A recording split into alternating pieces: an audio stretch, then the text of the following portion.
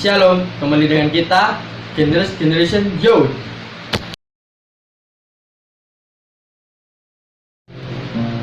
Shalom, selamat pagi. Sebelum kita memulai ibadah pada hari Minggu ini, kita awali dengan doa terlebih dahulu. Tuhan Yesus, terima kasih Bapa karena Engkau telah memberikan berkat kepada kami Bapa, sehingga kami dapat berkumpul kembali pada pagi hari ini, di hari Minggu ini Bapa. Dan sebelum kami memulai ibadah pada hari ini, biarlah Engkau menyertai kami dari awal pertengahan hingga akhir Bapa. Engkau yang memberkati, Engkau yang menguduskan, dan Engkau yang menyucikan kami Bapa. Kami serahkan semuanya ke dalam tangan Bapa. Hanya di dalam namamu kami berdoa. Ya, amin. Kita pujikan nyanyian Bila Hati Terasa Berat. Bila hati terasa berat,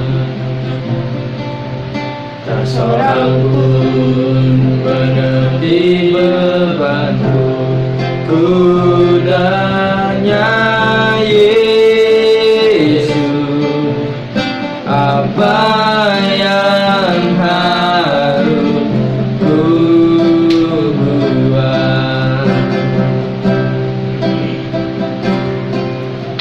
Dia berfirman, mari datanglah. Dia selalu pedulikan aku.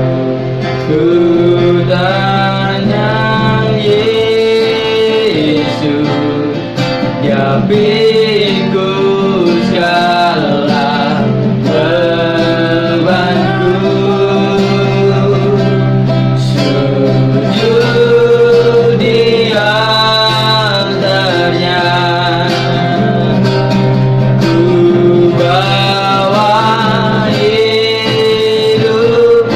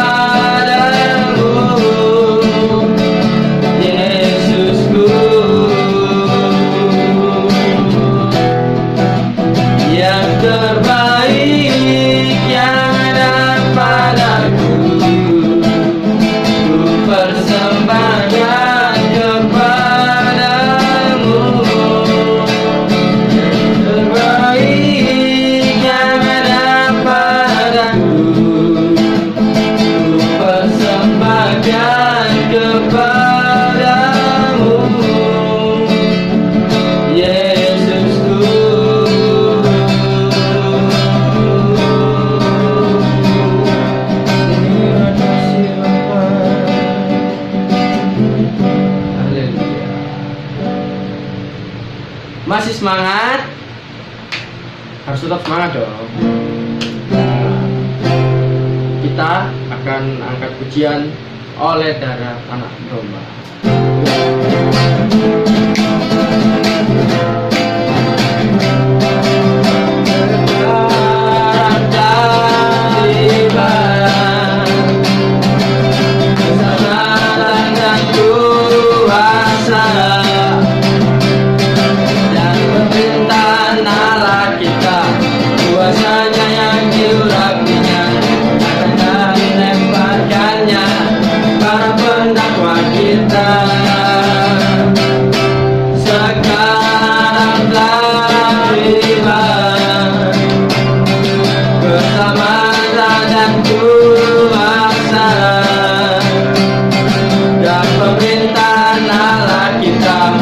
Kuasanya yang diurapinya, karena dilemparkannya para pendakwa kita.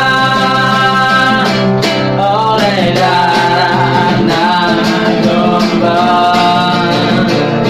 oleh kesaksian kita,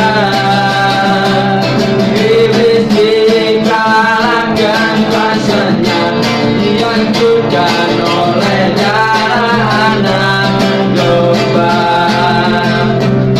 Oleh darah anak domba, oleh kesaksian kita, iblis dikalahkan kuasanya, dihancurkan oleh darah anak domba. Sekarang telah tiba kekuatan dan kuasa dan pemerintahan Allah kita, kuasanya yang diurapinya, karena telah dilemparkannya para pendakwa kita. Oleh darah anak domba, oleh kesaksian kita, iblis dikalahkan kuasanya, dihancurkan oleh darah anak domba. Oleh darah anak domba, oleh kesaksian kita, iblis dikalahkan kuasanya, dihancurkan oleh darah anak domba. Oleh darah anak domba, oleh kesaksian kita, iblis dikalahkan kuasanya, dihancurkan oleh darah anak domba. Oleh darah anak domba, oleh darah anak domba.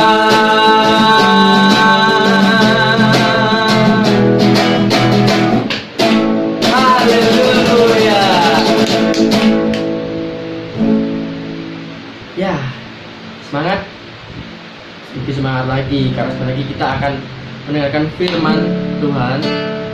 Tapi sebelum kita mendengarkan firman Tuhan, kita angkat pujian Ku Tak Dapat Lupakan. Ku tak dapat lupakan kebaikan yang ku terima, pengorbananmu yang mulia, jadikan ku beragam dan tulus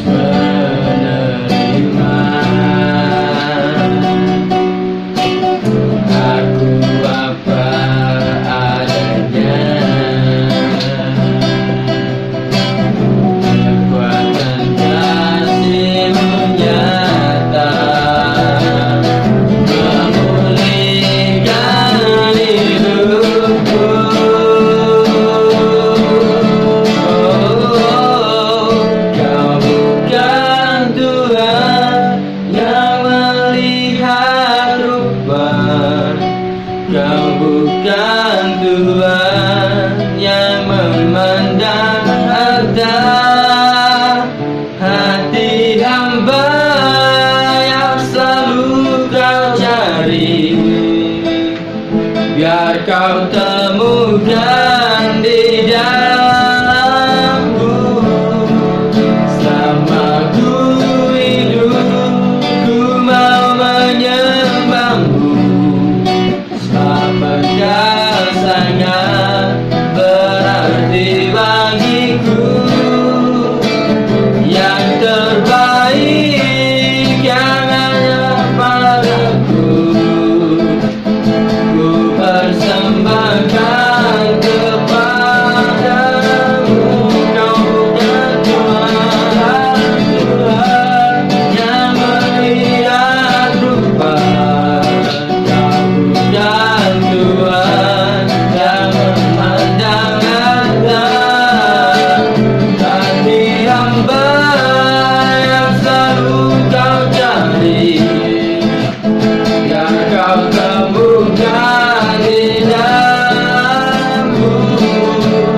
Selama ku hidup, ku mau menyembahmu. Sebab Engkau sangat berarti bagiku. Yang terbaik yang ada padaku, ku persembahkan kepadamu. Yang terbaik yang ada padaku, yang terbaik, yang terbaik yang ada padaku. Yang terbaik yang ada padaku, ku persembahkan kepadamu, Yesusku.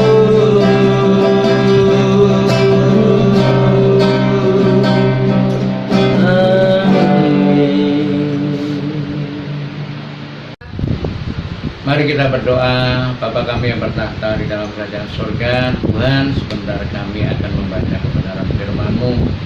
Pimpin dan bimbing kami, Tuhan. Biarlah Tuhan melalui pembelajaran firman Tuhan ini mengajarkan kepada setiap kami, terus semakin hari semakin mengerti apa yang menjadi rencana dan kehendak-Mu, Bapa.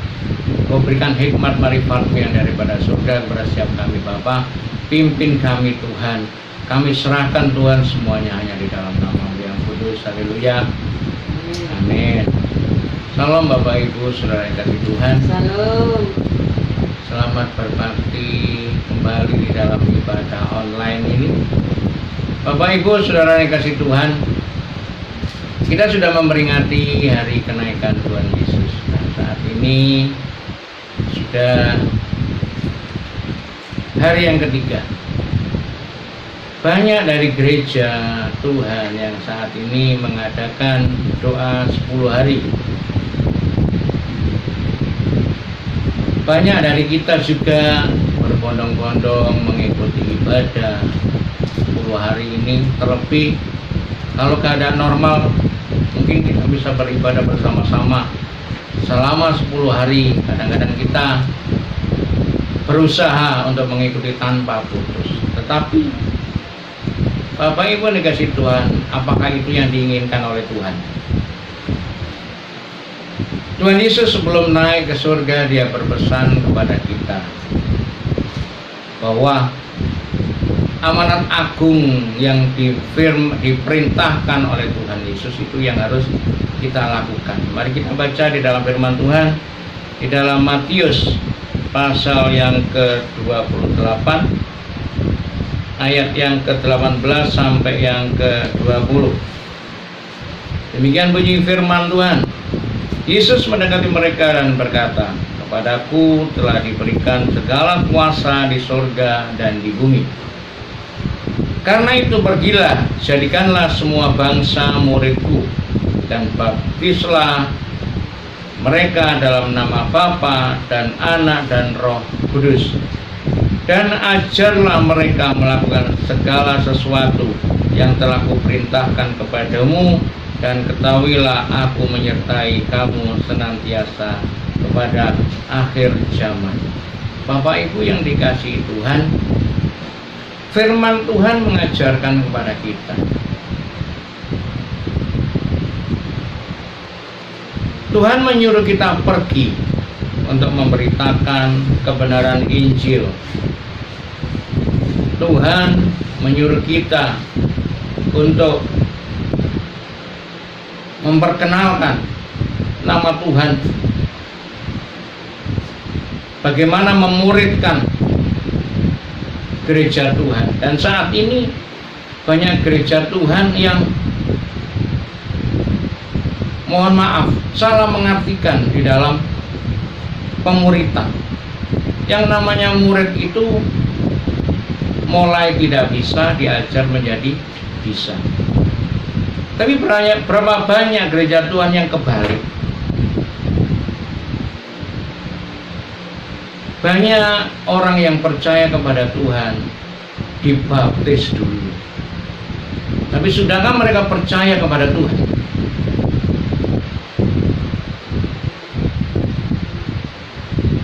Di dalam Markus pasal yang ke-16 ayat yang ke-15 sampai yang ke-18 begini bunyi firman Tuhan. Lalu ia berkata kepada mereka, pergilah ke seluruh dunia, beritakanlah Injil kepada semua makhluk.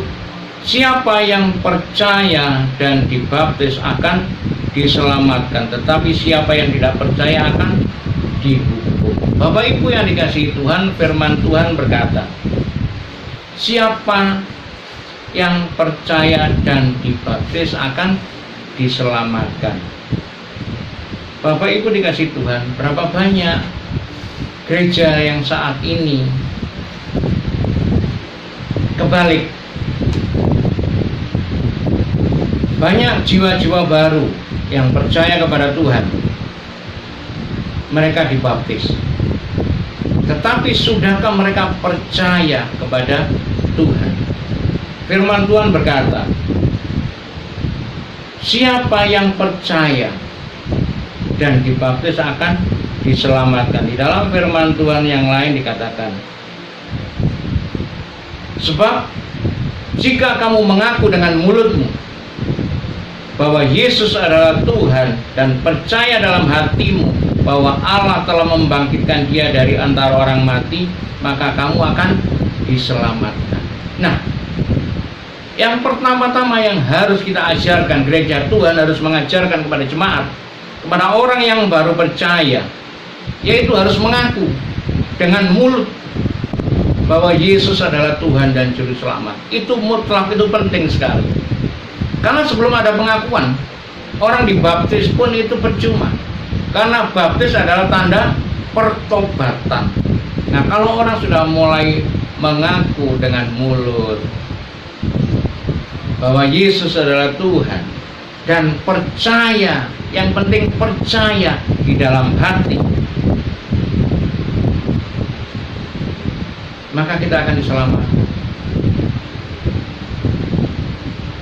Firman Tuhan mengatakan di dalam Markus tadi, barang siapa percaya dan dibaptis akan diselamatkan.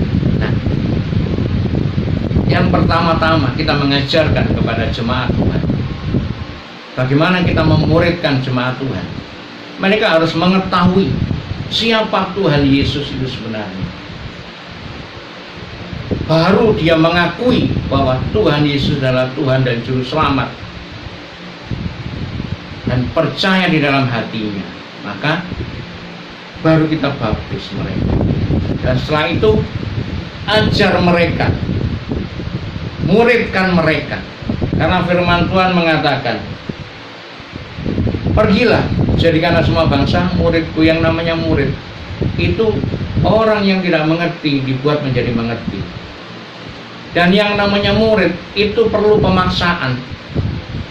Kalau kita melihat coba anak-anak kita, cucu-cucu kita yang masih sekolah, pertama kali mereka sekolah, mereka takut, mereka tidak berani masuk. Ada beberapa yang berani, ada yang masuk sekolah itu ditunggui sampai beberapa hari. Nah, itu perlu pemaksaan. Kalau sudah dipaksa, namanya anak pertama nangis, tidak bisa, akhirnya mau tidak mau harus menerima. Karena paksaan tersebut mereka harus sekolah, mereka menjadi seorang murid. Akhirnya lama-kelamaan mereka mulai enjoy, mulai mengerti, oh sekolah itu seperti begini. Dan itu membutuhkan pengorbanan. Demikian juga dengan jemaat Tuhan. Jemaat Tuhan itu harus diajarkan, gereja Tuhan harus mengajarkan, memaksakan jemaat supaya mengerti apa yang menjadi kehendak Tuhan. Apa yang ada di dalam firman Tuhan itu harus dipaksakan.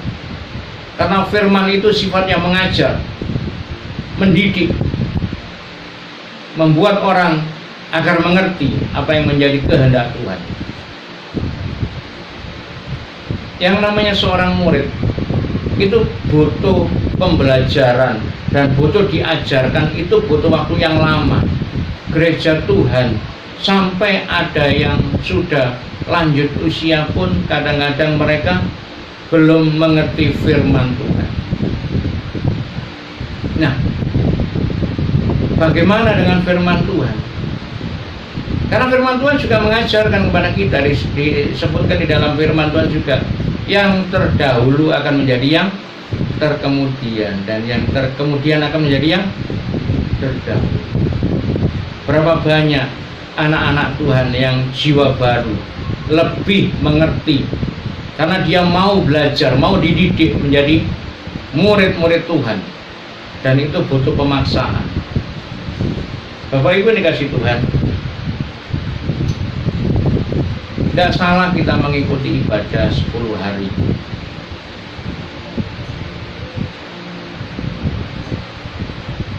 Ibadah semakin banyak itu semakin baik. Tetapi berapa banyak gereja Tuhan yang salah mendidik, salah mengartikan, memaksakan jemaat Tuhan agar ikut ibadah 10 hari. Padahal firman Tuhan mengajarkan kepada kita di dalam Markus tadi, perhatikan, siapa yang percaya dan dibaptis akan diselamatkan, tetapi siapa yang tidak percaya akan dihukum. Ayat yang ke-17, perhatikan. Tanda-tanda ini akan menyertai orang-orang yang percaya. Mereka akan mengusir setan-setan demi namaku. Mereka akan berbicara dalam bahasa yang baru bagi mereka.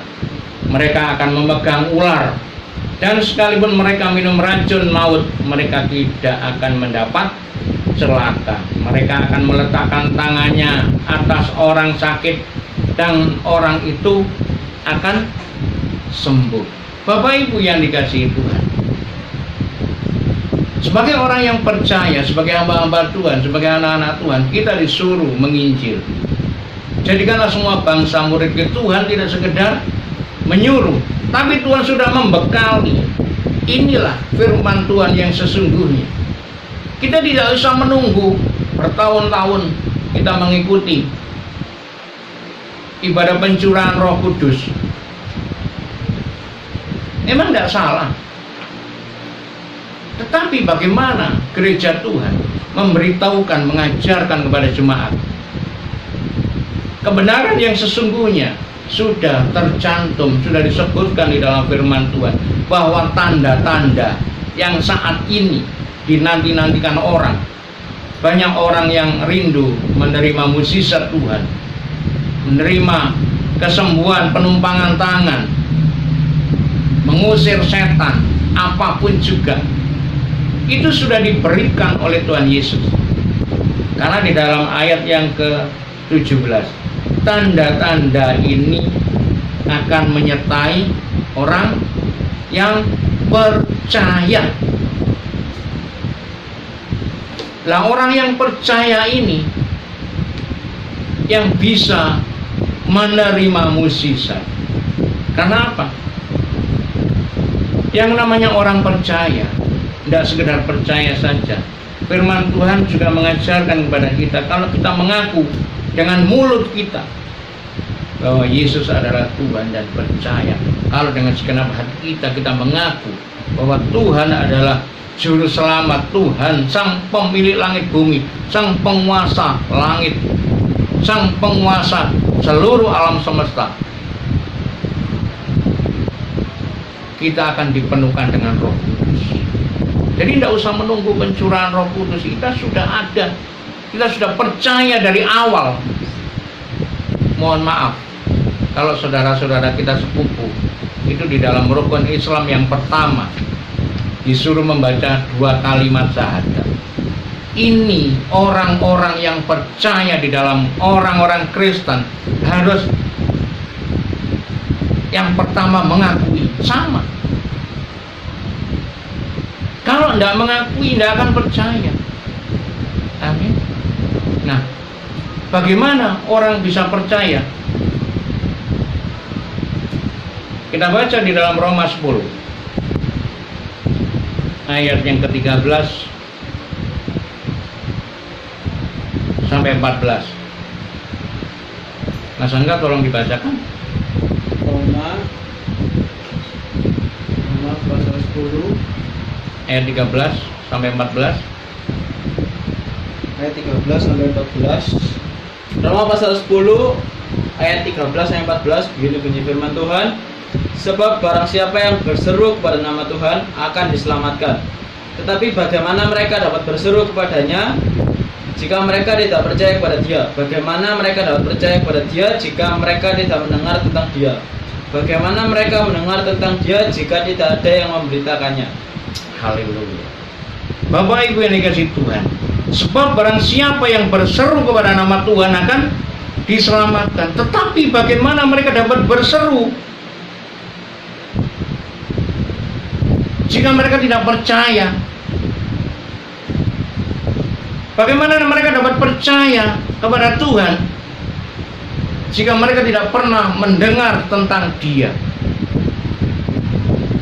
Makanya amanat agung ini diberikan kepada Tuhan, kepada orang yang percaya, yang mengaku sebagai orang-orang Kristen yang sudah dewasa rohani, terlebih hamba-hamba Tuhan, disuruh memberitakan Injil ke seluruh dunia. Karena apa?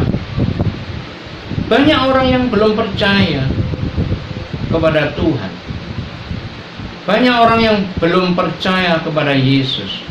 Kenapa? Karena mereka tidak pernah mendengar tentang Dia. Bagaimana mereka dapat percaya kalau tidak pernah mendengar tentang Dia?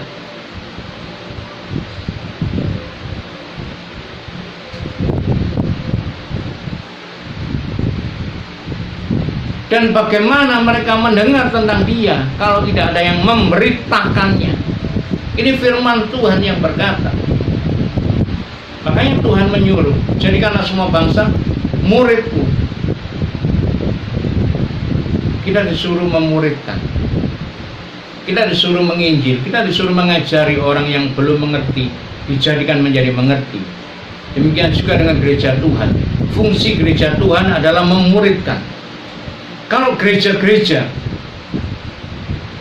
dengan benar disampaikan pengajaran dan jemaat menjadi seorang murid, kalau murid semua sudah lulus, maka mudah sekali menginjil. Yang namanya murid sudah lulus, mereka akan menjadi guru, mereka akan memuridkan lagi. Kalau dari 10, 12 memuridkan, satu orang satu sudah berapa? Nanti dari muridnya lagi memuridkan lagi, lama kelamaan menjadi banyak. Ini perintah Tuhan dan harus diajari supaya mengerti. Jemaat Tuhan tidak sekedar datang ke gereja mendengarkan firman, tapi harus dibuat mengerti. Juga tidak bisa kita mengajarkan kepada mereka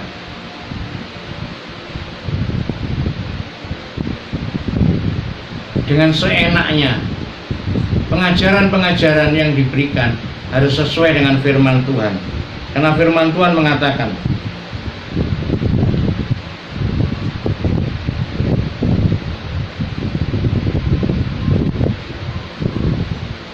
di dalam Matius pasal yang ke-28 ayat yang ke-20. Mas Angga? Matius pasal 28 ayat 20 begini bunyi firman Tuhan. Dan ajarlah mereka melakukan segala sesuatu yang telah kuperintahkan kepadamu. Dan ketahuilah, aku menyertai kamu senantiasa sampai kepada akhir zaman. Nah, perhatikan. Tuhan memerintahkan kepada kita, terutama hamba-hamba Tuhan, orang-orang yang dipakai Tuhan, dan ajar mereka melakukan segala sesuatu yang telah kuperintahkan kepadamu. Nah, banyak di gereja-gereja tidak mengerjakan apa yang diperintahkan oleh Tuhan. Karena sebenarnya ibadah itu adalah suatu kewajiban. Banyak gereja Tuhan yang tidak menyampaikan bahwa ibadah itu bukan kewajiban. Sesungguhnya di dalam perintah firman Tuhan, ibadah itu adalah suatu kewajiban. Dan itu harus mutlak dilakukan.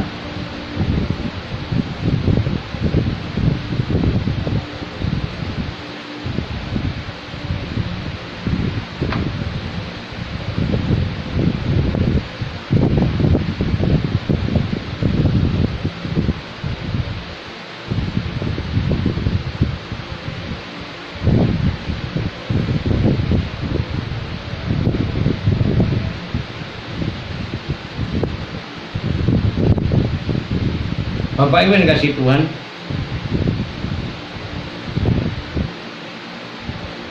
manusia saat ini, orang-orang di akhir zaman, kehidupan secara jasmani banyak ditonjolkan. Gereja-gereja Tuhan pun banyak yang menonjolkan masalah jasmani. Mereka berusaha membesarkan kerajaan dunia, membesarkan gereja, memperbanyak jemaat Tuhan. Tetapi ajaran-ajaran yang mereka sampaikan kadang-kadang membuat mereka tidak mengerti akan firman Tuhan.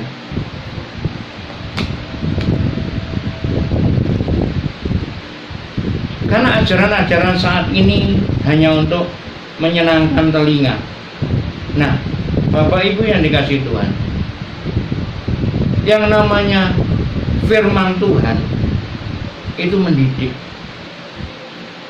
Dididik itu tidak enak sekali.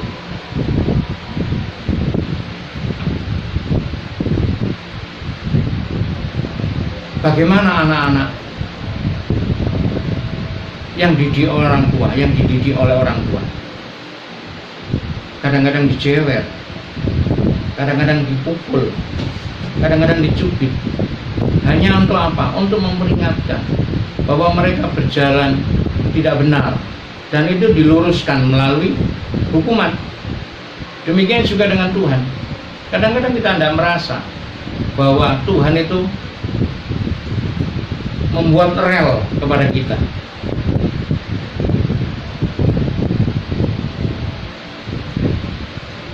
Nah, Bapak Ibu yang dikasih Tuhan, banyak dari gereja Tuhan yang saat ini tidak terima. Kenapa? Kehidupan daging yang saat ini menguasai jemaat Tuhan, menguasai orang-orang Kristen saat ini. Pengakuan iman yang saat ini harus utama, itu tidak pernah disampaikan di dalam gereja Tuhan.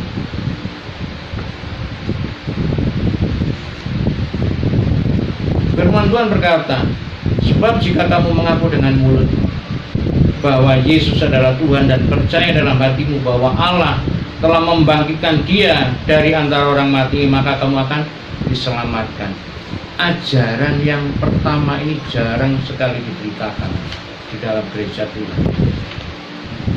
Padahal yang mutlak ini adalah percaya, baru dibaptis.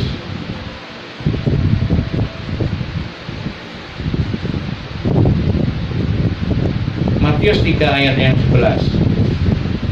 Masa enggak? Matius pasal 3 ayat ke-11 begini bunyi firman Tuhan. Aku membaptis kamu dengan air sebagai tanda pertobatan, tetapi Ia yang datang kemudian daripadaku lebih besar, berkuasa daripadaku, dan aku tidak layak melepaskan kasutnya. Ia akan membaptis kamu dengan Roh Kudus dan dengan api. Perhatikan Bapak Ibu yang kasih. Aku membaptis kamu dengan air sebagai tanda pertobatan. Baptis itu adalah tanda pertobatan. Tetapi berapa banyak gereja yang kebalik? Ada jiwa baru, cepat-cepat sedang dibaptis. Padahal mereka belum percaya. Berapa banyak sekarang jiwa-jiwa yang hilang setelah dibaptis, selama sekian bulan hilang, dibaptis lagi, hilang lagi, karena mereka belum menanamkan kepercayaan yang sesungguhnya bahwa Yesus adalah Tuhan dan Juru Selamat. Itu tidak pernah diajarkan. Kenapa? Karena yang kedua, perhatikan, Ia akan kemudian daripadaku, tetapi Ia yang datang kemudian daripadaku lebih berkuasa daripadaku, dan aku tidak layak melepaskan kasutnya. Ia akan membaptis kamu dengan Roh Kudus dan dengan api. Bapak Ibu yang dikasihi Tuhan, kalau orang sudah dibaptis sebagai tanda pertobatan, dibaptis dengan air, maka proses yang selanjutnya itu lebih susah lagi. Karena untuk memperoleh Roh Kudus itu butuh kesetiaan, butuh komitmen. Kita harus membuat hubungan pribadi dengan Tuhan. Kita setiap hari berkumpul dengan Tuhan, kita memuji menyembah Tuhan. Maka Roh Kudus akan selalu bersama-sama dengan kita. Pencurahan Roh Kudus akan kita terima, tidak usah nunggu 10 hari. Setiap hari kita berdoa kepada Tuhan, kita bergumul kepada Tuhan, maka dengan sendirinya Roh Kudus akan ada di dalam setiap kehidupan kita. Yang ketiga, yang lebih parah lagi, kalau sudah dibaptis dengan api, itu pemurnian melalui proses-proses, melalui masalah-masalah. Tidak semakin hari semakin baik, masalah semakin hari semakin besar. Pergesekan-pergesekan di dalam dunia usaha, di dalam pekerjaan, itu yang akan memurnikan iman percaya kita kepada Tuhan. Melalui masalah-masalah, melalui penyakit, melalui apapun juga, itu yang membuat kita dewasa di dalam Tuhan. Jadi Bapak Ibu dikasih Tuhan, bagaimana proses ini? Kita kembali lagi kepada firman Tuhan. Kita disuruh memuridkan. Jadikanlah semua bangsa muridku, dan baptislah mereka dalam nama Bapa dan dalam nama Roh Kudus, dan Anak dan Roh Kudus, dan ajarlah mereka melakukan segala sesuatu yang kuperintahkan kepadamu. Jangan diberikan ajaran-ajaran yang lain, tetapi ajaran firman Tuhan yang ada di dalam firman Tuhan itu yang harus kita ajarkan. Mari Bapak Ibu yang dikasih Tuhan, biarlah melalui firman Tuhan ini mengajarkan kepada kita, melalui kebangkitan Tuhan Yesus, melalui kenaikan Tuhan Yesus, kita diproses setiap hari. Bagaimana keimanan kita melalui baptisan roh dan baptisan api. Saat ini banyak gereja Tuhan yang membutuhkan baptisan roh. Mereka mengadakan ibadah 10 hari. Supaya apa? Mendapat pencurahan Roh Kudus. Padahal Roh Kudus setiap hari bisa kita terima. Roh Kudus setiap hari selalu bersama-sama dengan kita. Kita puji, kita sembah Dia. Setiap saat, setiap waktu Roh Kudus akan datang, dan itu akan memproses iman kita semakin hari semakin dewasa di dalam Tuhan. Tidak setahun sekali kita hadir untuk ibadah, untuk pencurahan Roh Kudus. Bertahun-tahun itu yang kita tunggu-tunggu, bagaimana kita dewasa di dalam Tuhan. Yang penting kita percaya, mengaku dengan mulut kita bahwa Tuhan adalah Juru Selamat kita, Yesus adalah Juru Selamat kita, maka kita akan diselamatkan. Amin. Mari Bapak Ibu yang dikasihi Tuhan, Kita melalui kenaikan Tuhan Yesus ini kita belajar bagaimana kehidupan kita semakin hari semakin diproses di dalam Tuhan. Mari kita berdoa. Bapa kami yang bertahta di dalam kerajaan surga, kami sudah menerima teguran, kami sudah menerima pembelajaran yang daripada Engkau melalui firman-Mu Bapa, mengajarkan kepada setiap kami bahwa firman-Mu itu adalah tuntunan dalam setiap kehidupan kami, agar kami menjadi murid yang benar, kami hidup di dalam kebenaran-Mu. Bagaimana kami bisa melakukan kehendak-Mu, bagaimana kami mengajarkan firman-Mu kepada jemaat Tuhan. Kuduskan setiap kami, layakkan setiap kami Bapa, agar kami semakin hari semakin berkenan di hadapan-Mu Bapa. Kami serahkan Tuhan semuanya hanya di dalam nama-Mu yang kudus. Haleluya. Amin. Kami memuji kebesaran-Mu, ajaib Tuhan, ajaib Tuhan. Kami memuji, kami memuji kebesaran-Mu, kebesaran-Mu, ajaib Tuhan,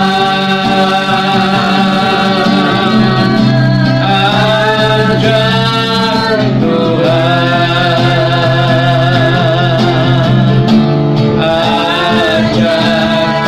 ajaib Tuhan, ajaib Tuhan.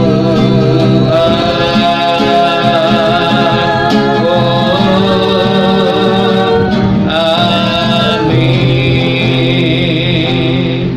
Ajaib segala perbuatan-Mu ya Bapa.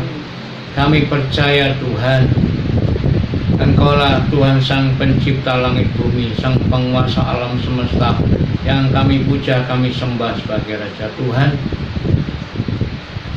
Berkati Tuhan hamba-hamba-Mu, berkati jemaat-Mu Tuhan yang sudah mengikuti ibadah online ini Bapa. Biarlah Tuhan Kau curahkan berkat-Mu yang melimpah kepada setiap kami, berkat jasmani maupun rohani Tuhan. Yang sakit Tuhan Kau sembuhkan Bapa, kami yang susah Kau hiburkan Tuhan, kami juga yang kekurangan Kau cukupkan Bapa. Tuhan, kami percaya Tuhan, Engkau Tuhan selalu Tuhan memperhatikan setiap kehidupan kami, orang-orang yang percaya kepadamu. Dan orang-orang yang percaya kepadamu Tuhan, Kau berikan tanda-tanda kepada setiap kami Bapa. Kami akan mengusir setan-setan Tuhan, kami juga akan menyembuhkan orang-orang yang sakit Bapa. Kami juga Tuhan, Kau berikan kuasa Tuhan untuk melakukan apa yang menjadi rencana dan kehendak-Mu Bapa. Tuhan, Kau berkati Tuhan pemerintahan kami Tuhan. Kau berkati Tuhan para pemimpin kami, jadikanlah para pemimpin kami pemimpin yang takut akan Engkau Bapa. Tuhan, Kau berkati kota kami, Kau berkati bangsa dan negara kami Bapa. Lalukan Tuhan dari segala penyakit sampar yang saat ini ada di dalam bangsa dan negara kami Bapa. Kau berkati juga Tuhan, oh haleluya, dokter-dokter, perawat-perawat yang saat ini Tuhan merawat penderita penyakit sampar ini Bapa. Kau berikan kekuatan kepada mereka, Kau berikan Tuhan penghiburan kepada mereka, Kau berikan semangat kepada mereka, agar mereka semua Tuhan bersehati Tuhan untuk memerangi penyakit ini Bapa. Dan kami percaya Tuhan, Kau berikan kuasa kepada setiap kami yang percaya Bapa, untuk berdoa untuk mengusir penyakit sampar yang ada di negara kami Bapa. Tuhan, Kau berkati lingkungan di mana kami berada, Kau berkati tetangga kiri kanan kami, Kau berkati orang-orang yang belum percaya kepadamu Bapa. Melalui pujian penyembahan kami Bapa, biarlah banyak jiwa Tuhan yang datang ke tempat kami Bapa. Dan Tuhan, curahkanlah Tuhan berkat-Mu Tuhan atas kami semua Tuhan yang sudah mengikuti ibadah ini Bapa.